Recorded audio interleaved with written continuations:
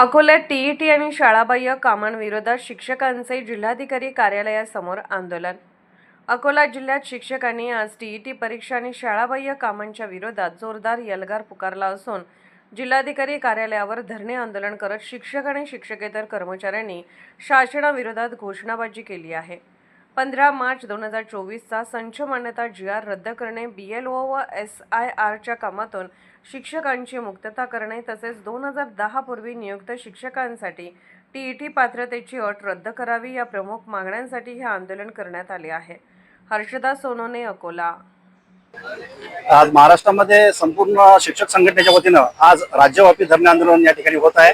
याचाच भाग म्हणून आम्ही अकोला जिल्हाधिकाऱ्यासमोर अकोला जिल्ह्यातील सर्व जिल्हा परिषद शिक्षक संघटनेच्या वतीनं या ठिकाणी आम्ही धरणे आंदोलन आयोजित केलेलं आहे। आमच्या प्रमुख मागण्या ज्या आहेत ती आहे, अन्यायकारक जी टीईटी आहे ती टीईटी रद्द करावी।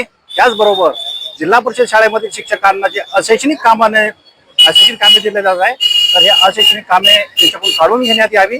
याचप्रमाणे संच मान्यतेचा जो अन्यायकारक शासन निर्णय आहे तो शासन निर्णय शासनाने तात्काळ रद्द करावा अशा आमच्या ह्या प्रमुख मागण्या आहेत। यासह आम्ही शासनात विनंती करतो की आमच्याकडे जे अशैक्षणिक कामे काढून घेण्यात यावी आणि गोरगरीब ग्रामीण भागातील जे विद्यार्थी आहेत त्यांना अध्यापनाचं काम या शिक्षकांना करू द्यावं।